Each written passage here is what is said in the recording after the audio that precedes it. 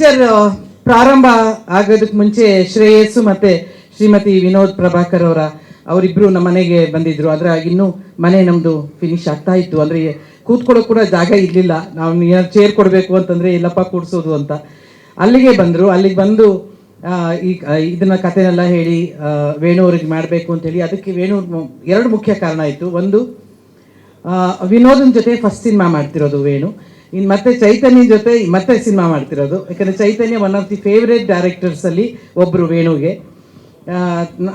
ಆ ಎರಡೂ ಕಾರಣದಿಂದ ಒಪ್ಕೊಂಡ್ವಿ. ಆವಾಗ ಪದ್ಮನ ಬಗ್ಗೆ ನಮ್ಗೆ ಗೊತ್ತೇ ಇರಲಿಲ್ಲ. ಪದ್ಮ ಬರೋದಕ್ಕೆ ಮುಂಚೆ ಶ್ರೇಯಸ್ಸಿಗೆ ಹೇಳಲೇಬೇಕು, ಒಳ್ಳೆ ಪ್ಯಾಷನ್ ಇರುವಂಥ ಒಬ್ಬ ಪ್ರೊಡ್ಯೂಸರ್, ಇಂಟ್ರೆಸ್ಟ್ ಇರುವಂಥ ಒಂದು ಪ್ರೊಡ್ಯೂಸರ್, ಸಿನಿಮಾ ಅಂತಂದರೆ ಒಬ್ಬ ಆಡಿಯನ್ಸ್ ಆಗಿ ಎಂಜಾಯ್ ಮಾಡುವಂಥ ಒಬ್ಬ ಪ್ರೊಡ್ಯೂಸರ್. ಈಗಲೂ ಕೂಡ ಹಾಡುಗಳೆಲ್ಲ ಬರ್ತಾ ಇದ್ರೆ ಅವ್ನು ವಿಸಿಲ್ ಹಾಕೊಂಡು ಕೂತಿದ್ದ ಹಿಂದೆ. ನೀನು ಡ್ಯಾನ್ಸ್ ಮಾಡ್ತಿದ್ರೆ ನಾನು ಅಂತಂದರೆ ಇವನು ಅಂತ ಅವ್ರ ಜೊತೆಗೆ ನನಗೆ. ಅಂದರೆ ವಿನೋದನ ನಿಜವಾದ ಅಭಿಮಾನಿಗಳಲ್ಲಿ ಶ್ರೇಯಸ್ಸು ಕೂಡ ಒಬ್ಬ. ಯಾಕಂದರೆ ನಿನ್ನ ಬಗ್ಗೆ ಎಷ್ಟು ಮಾತು ಕೇಳಿದ್ದೀನಿ ಅವನ ಬಾಯಲ್ಲಿ ಅಂದರೆ Vinod sir Vinod sir Vinod sir. ಅಂದರೆ ಲೇ ಇರೋ ನನಗೆ ಸ್ವಲ್ಪ ತಾನೇ ಗೊತ್ತು ಕಣೋ. ಅವ್ರ ಅಪ್ಪಾಜಿ ಜೊತೆ ನಾನು ಆ್ಯಕ್ಟ್ ಮಾಡಿದ್ದೀನಿ, ಅಷ್ಟು ಬಿಟ್ಟರೆ ವಿನೋದನ ಜೊತೆ ನಾನು ಯಾವ ಸಿನಿಮಾನೂ ಆ್ಯಕ್ಟ್ ಮಾಡಿಲ್ಲ ಇದುವರೆಗೂ. ಬಟ್ ನನಗೆ ವ್ಯಕ್ತಿಗತ ಪರಿಚಯ ಇಲ್ಲ, ಆದರೆ ಆತನ ಬಗ್ಗೆ ನನಗೆ ಗೌರವ ಇದೆ. ಯಾಕಂದರೆ ಒಳ್ಳೆಯ ಆರ್ಟಿಸ್ಟು, ಒಳ್ಳೆಯ ಕಲಾವಿದ, ಒಳ್ಳೆಯ ಮನುಷ್ಯ. ಅದರಿಂದ ನನಗೆ ಅವನ ಬಗ್ಗೆ ಒಳ್ಳೆಯ ಅಭಿಪ್ರಾಯ ಇದೆ. ಬಟ್ ಇವನ ಹತ್ರ ನೀನು ಬಯೋಡೇಟಾ ಕೇಳಿ ನಾನು ಇನ್ನೂ ಹತ್ರ ಆಗ್ಬಿಟ್ಟೆ. ಏನೋ ನನಗೆ ತುಂಬ ಗೊತ್ತು ವಿನೋದ್ ಪ್ರಭಾಕರ್ ಅನ್ನೋ ಥರ ಇದ್ರೆ. ಯಾಕಂದರೆ ಶ್ರೇಷ್ಠ ಸತಿ ಹೇಳಿದ್ದ ನಾನು ನಿನ್ನ ಬಗ್ಗೆ. ಆಮೇಲೆ ಪದ್ಮನ ಬಗ್ಗೆ ಅಂತೂ ತುಂಬ ಖುಷಿ ಅನಿಸುತ್ತೆ. ಪದ್ಮ ಒಂದು ಇನ್ನೋಸೆಂಟ್ ಹೆಣ್ಮಗಳು, ಪದ್ಮಾವತಿ ಜೈರಾಮ್ರವರು. ತುಂಬ ಖುಷಿ ಅನಿಸುತ್ತೆ.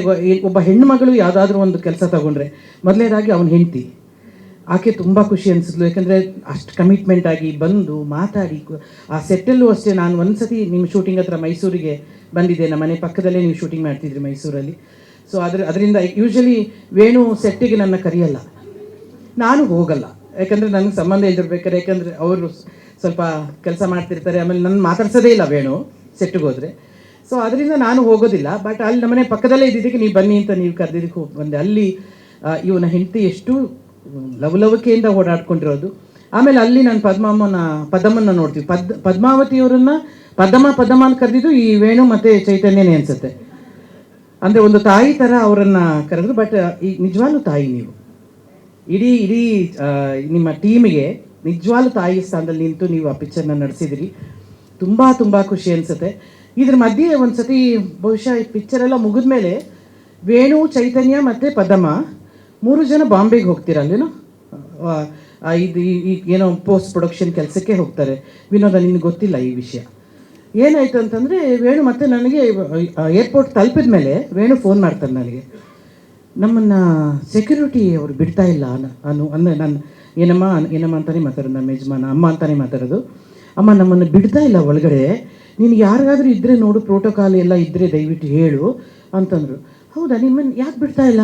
ಅದೇ ಬಲರಾಮನ ದಿನದ ಪ್ರೊಡ್ಯೂಸರ್ ಅಂತ ಏನು ಬಿಡ್ತಾ ಇಲ್ವಾ ಆ ಥರದ ಸಿನಿಮಾ ಅಂತೇಳಿ?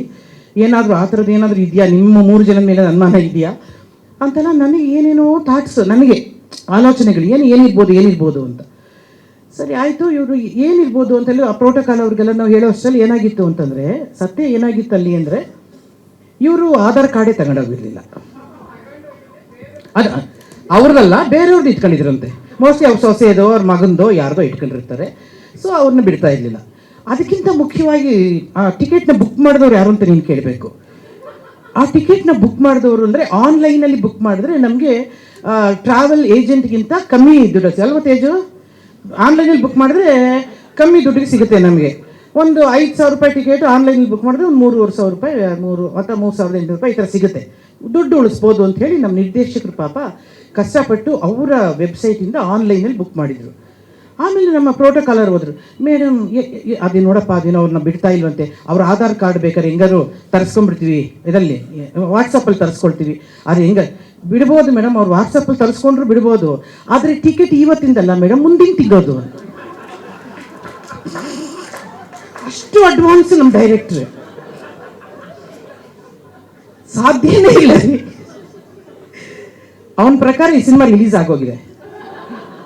ನಾವೆಲ್ಲ ಸುಮ್ಮನೆ ಅಂದರೆ ಅವನ ಇಮ್ಯಾಜಿನೇಷನಲ್ಲಿ ನಾವು ಹಿಂದೆ ಒಂದು ಪಿಕ್ಚರ್ ಮುಂದಕ್ಕೆ ಹೋಗ್ಬಿಟ್ಟು ನಾವು ಹಿಂದಕ್ಕೆ ನೋಡ್ತಾ ಇರ್ತೀವಲ್ಲ, ಈ ಥರ ಟೈಮ್ ಟ್ರಾವೆಲ್ ಥರ ನಾವು ಹಿಂದೆ ಈ ಥರ ಪೇಜ್ ಮಾಡಿದ್ವಿ, ಪ್ರೆಸ್ ಮೀಟ್ ಮಾಡಿದ್ವಿ. ಆವಾಗ ವಿನೋದ್, ಭೂಷಣ್ ಎಲ್ಲ ಡ್ಯಾನ್ಸ್ ಮಾಡಿದರು. ಆವಾಗ ವಂದಿತಾ ಈ ಥರ ಡ್ಯಾನ್ಸ್ ಮಾಡಿದ್ಲು. ಪೋಸ್ಟ್ರು ಅವಳದೇ ಜಾಸ್ತಿ ಹಾಕಿದ್ರು. ಅದೆಲ್ಲ ಅವನಿಗೆ ಅವಾಗ ಬರ್ತಾ ಇರುತ್ತೆ. 50 ಡೇಸು ಆಗೋಗಿದೆ. 100 ಡೇಸ್ ಶೀಲ್ಡ್ ಕೊಡೋಕ್ಕೆ ನಾನು ಬಂದಿದ್ದೀನಿ. ತುಂಬ ನಿಜವಾಗ್ಲೂ ಹೇಳ್ತೀನಿ, ಇವರು 3 ಜನ, ಪದ್ಮ, ಚೈತನ್ಯ ಹಾಗೂ ವೇಣು ಮತ್ತು ಮಗ ನೀನು, ತೇಜು ಅವಾಗವಾಗ ಇರ್ತಿದ್ದ ಅಫ್ಕೋರ್ಸ್. ಇವರು ಇಷ್ಟೂ ಜನ 3 ಜನ ನನ್ನ ಇಡೀ ಚಿತ್ರವನ್ನು ತಗೊಂಡು ಹೋಗಿದ್ದ ರೀತಿ, ಮತ್ತು ವಿನೋದ್ ಅದರಲ್ಲಿ ತುಂಬ ತುಂಬ ತುಂಬ ಚೆನ್ನಾಗಿ ಮಾಡಿದ್ದೆ ಮಗ. ಎಷ್ಟು ಸತಿ ಹೇಳಿದ್ದಾರೆ ಅಂದರೆ ವೇಣು ನಿನ್ನ ಬಗ್ಗೆ ಎಷ್ಟು ಚೆನ್ನಾಗಿ ಆ್ಯಕ್ಟ್ ಮಾಡಿದ್ದಾನೆ, ಎಷ್ಟು ಚೆನ್ನಾಗಿ ಕಾಣಿಸ್ತಾನೆ. ಐ ಥಿಂಕ್ ಚೈತನ್ಯಂಗೆ ಅದೊಂದು ಮಾಯಾಜಾಲ ಇದೆ. ನನಗೆ ಭೂಷಣ್ ಅವನಿಗೇನೂ ಕೋಪನೇ ಬಂದಿಲ್ಲ, ಅವನಷ್ಟು ಚೆನ್ನಾಗಿದ್ದ, ಅಷ್ಟು ನಗ್ನಾಗ್ತಾ ಇದ್ದ ಅಂತ ಸುಳ್ಳು ಹೇಳಿದ್ದು ನೋಡಿ ಭೂಷಣ್ ಬಗ್ಗೆ. ನನಗೆ ಇನ್ನೊಂದು ಭೂಷಣ್ ಬಗ್ಗೆ ಅನುಮಾನ ಬಂದ್ಬಿಡ್ತು.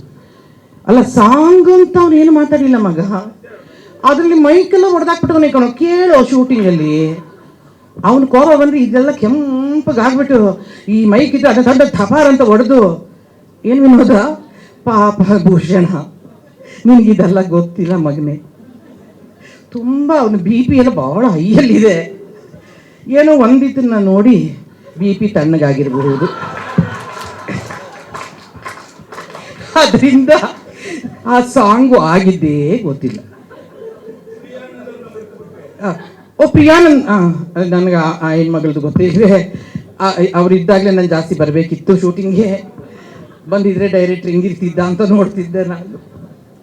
ಬಟ್ ತುಂಬ ಖುಷಿ ಅನಿಸುತ್ತೆ. ಈ ಸಿನಿಮಾ ತುಂಬ ಚೆನ್ನಾಗಿ ಬಂದಿದೆ ರೀ, ಎಲ್ಲರ ಬಾಯಲ್ಲೂ ಕೂಡ. ಎಲ್ಲೋ ಅಲ್ಲಿ ಹರಿ ಅವನು ತುಂಬ ಚೆನ್ನಾಗಿ ಎಡಿಟ್ ಮಾಡಿದ್ದಾನೆ. ಬಾರು ಇಲ್ವಾ ಕೂತ್ಕೋ. ಎಡಿಟರ್ ನಮ್ಮ ಹರಿ ತುಂಬ ಚೆನ್ನಾಗಿ, ಅಂದರೆ ಅಲ್ಲಿ ಬಾಂಬೆಲಿ DI ಮಾಡಕ್ಕೆ ಹೋಗಿದ್ದಾರೆ ವೇಣುವರು. ಇವತ್ತು ಸಂಜೆ ಇಲ್ಲಿ ಬೆಂಗಳೂರಿಗೆ ಬರ್ತಾ ಇದ್ದಾರೆ. ಎಲ್ಲರ ಬಾಯಲ್ಲೂ ಒಂದೇ ವಿಚಾರ, ಈ ಪಿಕ್ಚರ್ ಕ್ಲಾಸಿಕ್ ಆಗಿ ಬಂದಿದೆ, ತುಂಬ ಚೆನ್ನಾಗಿ ಬಂದಿದೆ, ತುಂಬ ಚೆನ್ನಾಗಿದೆ ಅಂತ ಹೇಳಿ. ನನಗಂತೂ ಎಷ್ಟು ಕ್ಯೂರಿಯಾಸಿಟಿ ಬೆಳೆಸಿದೆ ಅಂದರೆ ಫಸ್ಟ್ ನೋಡ್ಬಿಡ್ಬೇಕು ಈ ಪಿಕ್ಚರ್ನ ಅಂತ ಹೇಳಿ. ಆಮೇಲೆ ಈ ಚಿತ್ರದ ಸಂಗೀತ ನಿರ್ದೇಶಕರು ನಮ್ಮ ಪ್ರವೀಣಿಗೆ ನಾನು 3-4 ಸತಿ ಹೇಳಿದ್ದೀನಿ, ಚೈತನ್ಯಂಗೂ ಹೇಳಿದ್ದೀನಿ. ಭಾರತ ದೇಶದಲ್ಲಿ ಅತ್ಯಂತ ದುಬಾರಿ ಸಂಗೀತ ನಿರ್ದೇಶಕರು ಯಾರಾದ್ರು ಇದ್ದರೆ ಅದು ಸಂತೋಷ್ ನಾರಾಯಣರವರು. ಅತ್ಯಂತ ಬ್ಯುಸಿ, ಅತ್ಯಂತ ದುಬಾರಿ. ಇವಾಗ ಅಂದರೆ ಕೈಗೆ ಎಟಕದಾಗೋದು ಸಂಗೀತ ನಿರ್ದೇಶಕರು ಅಂತ ನಿರ್ಮಾಪಕರಿಗೆ ಈಗಾಗಲೇ ಅರ್ಥ ಆಗಿದೆ ಅವರಿಗೆ. ಆದ್ದರಿಂದ ಅಂಥ ಸಂಗೀತ ನಿರ್ದೇಶಕರನ್ನು ಕನ್ನಡಕ್ಕೆ ಕರ್ಕೊಂಡು ಬಂದು ಪರಿಚಯ ಮಾಡಿ ಅವ್ರ ಕೈಯಲ್ಲಿ ಒಂದು ರೀತಿಯಾದ ಬೀಚ್ ಸಾಂಗ್ಸನ್ನೆಲ್ಲ ಹಾಕಿಸಿ ಆ ಮ್ಯೂಸಿಕ್ನ ಮಾಡಿಸಿರೋದು ಕೂಡ ಶ್ರೇಯಸ್, ಅದು ನಿನಗೆ ಸಲ್ಲಬೇಕು, ನಿನಗೆ ವಿನೋದನಿಗೆ. ಯಾಕಂದರೆ ನೀವಿಬ್ಬರೇ ಡಿಸೈಡ್ ಮಾಡಿದ್ದಂತೆ ಇವರೇ ಬೇಕಂತ ಹೇಳಿ. ಕಂಗ್ರ್ಯಾಚುಲೇಷನ್ಸ್. ಅಲ್ಲ, ಅದು ಅರ್ಥಾಗೋರ್ಗೆ ಅರ್ಥ ಆಗಿರುತ್ತೆ ಪಾಪ. ಯಾಕೆ ಸಿನಿಮಾ ಲೇಟು ಅಂತಂದರೆ ಪ್ರೊಡ್ಯೂಸರ್ ಹೇಳ್ಬೋದು ಅದಲ್ಲ. ಬಟ್ ಆದರೂ ಕೂಡ ನಿಜವಾಗ್ಲೂ ಹೇಳ್ತೀನಿ, ಪ್ರತಿಭಾವಂತ ಸಂಗೀತ ನಿರ್ದೇಶಕ, ಅದ್ರ ಬಗ್ಗೆ ಡೌಟೇ ಇಲ್ಲ. ಇಲ್ಲಾಂದರೆ ಸುಮ್ಮನೆ ಇಂಡಿಯಾದಲ್ಲಿ ನಂಬರ್ 1 ಸಂಗೀತ ನಿರ್ದೇಶಕ ಆಗಕ್ಕೆ ಸಾಧ್ಯನೇ ಇಲ್ಲ. That's part of the cinema journey. ಅಂದರೆ ಇದೆಲ್ಲವೂ ಆಗಬೇಕು, ಹಿಂಗೆಲ್ಲ ಆದ್ರೇ ಆ ಸಿನಿಮಾ ಜರ್ನಿನ ನಾವು ಎಂಜಾಯ್ ಮಾಡ್ಲಿಕ್ಕೆ ಸಾಧ್ಯ. ಮಗುವನ್ನ ಹೇಗೆ 1 ತಿಂಗಳ ಹೆತ್ತಿದ ಮೇಲೆ ನಾವು ಕನ್ಸೀವ್ ಅಂತ ಆದಮೇಲೆ ಅಲ್ಲಿಂದ ಶುರುವಾಗುತ್ತೆ, ಮಗು ಹೆರಿಗೆ ಆಗಿ ಮಗು ಹೊರಗಡೆ ಭೂಮಿ ಮೇಲೆ ಬರೋ ತನಕ ಅದೊಂದು that's a journey of the cinema. That is the cinema style. ಆಮೇಲೆ ತುಂಬ ಥ್ಯಾಂಕ್ಸ್. ಅದಕ್ಕೆ ಅವರು ಸಂತೋಷ್ ನಾರಾಯಣ್ ಅಂತ ಒಬ್ಬ ಸಂಗೀತ ನಿರ್ದೇಶಕರು ವೇಣು ಬಗ್ಗೆ ತುಂಬ ಅತ್ಯಂತ ಮೆಚ್ಚಿಕೊಂಡು ಮಾತನಾಡಿದ್ದು, ಮತ್ತು ಅವರ ಶ್ರೀಮತಿ ಮೀನಾಕ್ಷಿರವರು ಕೂಡ ತುಂಬ ಮೆಚ್ಚಿಕೊಂಡು ಮಾತಾಡಿದ್ದು. ನಾನು ಸಂಗೀತ ನಿರ್ದೇಶನ ಮಾಡಿದ ಸಿನಿಮಾಗಳಲ್ಲಿ ಕೆಲವೇ ಸಿನಿಮಾಗಳು ನನ್ನ ಹೃದಯಕ್ಕೆ ಮನಸ್ಸಿಗೆ ಹತ್ತಿರವಾಗಿರೋದು, ಕ್ಲಾಸಿಕ್ ಅನಿಸೋದು. ಅದರಲ್ಲಿ ಒಂದು ಬಲರಾಮನ ದಿನಗಳು ಅಂತ ಹೇಳಿದ್ದು. ಅದು that is a very biggest statement from the ಸಂಗೀತ ನಿರ್ದೇಶಕರು. ಆಮೇಲೆ T-Series ಅವರು ಸುಮ್ಮನೆ ಬಂದು ಯಾವುದೋ ಒಂದು ಪಿಕ್ಚರ್ ರಿಲೀಸ್ ಆಗ್ತಿದೆ ಅಂತ ಹೇಳಿ ತಗೊಂಡು ಹೋಗುವಂಥವ್ರಲ್ಲ. ಅಂಥವರು ಬಂದು ಈ ಸಿನಿಮಾಕ್ಕೆ ರೈಟ್ಸ್ ತೊಗೊಂಡು ಹೋಗಿದ್ದಾರೆ, ಮ್ಯೂಸಿಕ್ ರೈಟ್ಸ್ ಅಂತಂದರೆ again Paddamma, it's a great strength ನಿಮಗೆ. ಆಮೇಲೆ ಇಡೀ ಕಲಾವಿದರ ತಂಡ ರೀ ತುಂಬ ಚೆನ್ನಾಗಿ ಮಾಡಿದ್ದಾರೆ. ಅದರಲ್ಲಿ ಮೊದಲಿಗ ಅಫ್ಕೋರ್ಸ್ ನಾಯಕ ವಿನೋದ್. ಅದಾದಮೇಲೆ ನಮ್ಮ ವಿನಯ ಆಗಲಿ, ಪ್ರಿಯಾ ಆನಂದ್ ಅವರಾಗಲಿ, ಅಥವಾ ಆ ದಿನಗಳಲ್ಲೂ ಮಾಡಿದ್ದ ಎಲ್ಲ ಕ್ಯಾರೆಕ್ಟರ್ಗಳಾಗಲಿ, ಇವರೆಲ್ಲರೂ ಕೂಡ ಒಂಥರ ಔಟ್ಸ್ಟ್ಯಾಂಡಿಂಗ್ ಆಗಿ ಬಂದು ನಿಂತ್ಕೊಳ್ತಾರೆ. ಆಮೇಲೆ ನನ್ನ ವಂದಿತನ ಬಗ್ಗೆ ಹೇಳಲೇಬೇಕು. ನನ್ನ ಜೊತೆ ಆ ಹುಡುಗಿ ಲಕ್ಷ್ಮೀಪುತ್ರದಲ್ಲಿ ಭಾಳ ಗ್ಲಾಮರಸ್ ರೋಲಲ್ಲಿ ಪಾತ್ರ ಮಾಡಿದ್ದು. ಈ ಹುಡುಗಿ ಡ್ರೆಸ್ ಈಗ ಹಾಕೊಂಡು ಬಂದಾಗಲೇ ರೀಲಿ ಎಷ್ಟು ಚೆನ್ನಾಗಿ ಕಾಣಿಸ್ತೀಯ ನೀನು, ಅದರಲ್ಲಿ ಅದು ಅವಳನ್ನು ಗ್ಲಾಮರಸ್ ನೋಡಿ ನೋಡಿ ನನಗೆ ಅದೊಂಥರ ರೂಢಿ ಆಗಿಬಿಟ್ಟಿತ್ತು. ಅದರಲ್ಲೂ ತುಂಬ ಮುದ್ದಾಗಿ ಪಾತ್ರ ಮಾಡಿದ್ದಾಳೆ. ಇದರಲ್ಲಿ ತುಂಬ ಚೆನ್ನಾಗಿ ಡ್ಯಾನ್ಸ್ ಮಾಡಿದೆಯಮ್ಮ. ಭೂಷಣ್, ಒಂದು ಸೆಕೆಂಡ್, ಇವರೇ ವಂಡರ್ಫುಲ್ ಡ್ಯಾನ್ಸ್ ಡೈರೆಕ್ಟರ್. ಯಾವತ್ತೂ ಸಿನಿಮಾ ಅನ್ನೋದು ಒಬ್ಬ ಲೈಟ್ ಮ್ಯಾನಿಂದ ಹಿಡಿದು ಎಲ್ಲರೂ ಬೇಕು ಮಗನೇ, ನನ್ನನ್ನು ಮರ್ತೋಗ್ತಾರೆ, ನಾನು ಇದು ಮಾಡ್ತಾರೆ, ಖಂಡಿತ ಇಲ್ಲ. ಸಿನಿಮಾ ಯಾರನ್ನೂ ತಳ್ಳೋದಿಲ್ಲ, ಯಾಕಂದರೆ ಎಲ್ಲರೂ ನಿಲ್ತಾರೆ, ಅವ್ರವ್ರ ಕೆಲಸದಲ್ಲಿ ಅವ್ರು ನಿಲ್ತಾರೆ. ಎಷ್ಟು ಚೆನ್ನಾಗಿ ಮಾಡಿದ್ಯಾ ಇದು ಸಾಂಗಿದು, ತುಂಬ ಖುಷಿ ಅನಿಸುತ್ತೆ. And all the best. ಈ ಪಿಕ್ಚರು ಇದೇ ತಿಂಗಳು 26ನೇ ತಾರೀಕು ರಿಲೀಸ್ ಆಗ್ತಿದೆ, ಜೂನ್. ಎಲ್ಲರೂ ನೋಡಿ ಈ ಪಿಕ್ಚರನ್ನು. ಖಂಡಿತವಾಗ್ಲೂ ಇದು ದೊಡ್ಡ ಚರಿತ್ರೆ ಸೃಷ್ಟಿ ಮಾಡೋದ್ರಲ್ಲಿ ಸಂದೇಹನೇ ಇಲ್ಲ. ಈ ನಮ್ಮ ಚೈತನ್ಯ, ನೀನು ನೆಕ್ಸ್ಟ್ ಪಿಕ್ಚರ್ ಮಾಡೋಕ್ಕಂದ್ರೆ 100 ಡೇಸ್ ಫಂಕ್ಷನ್ ಎಲ್ಲ ಮಾಡೋಣ, ಇದೇ ವರ್ಷ ಮಾಡೋಣ. 100 ಡೇಸ್ ಫಂಕ್ಷನ್ ಎಲ್ಲ ಮಾಡಿ ಮತ್ತೆ ಅವ್ರನ್ನ ನೆಕ್ಸ್ಟ್ ಪಿಕ್ಚರ್ಗೆ ಕೊಂಡೊಯ್ಯೋಣ. But all the best and congratulations ಇಡೀ ಟೀಮ್ಗೆ. We love you Paddamma. ನೀವು ಮಾತಾಡೋದು ಕೇಳೋದೇ ಚಂದ.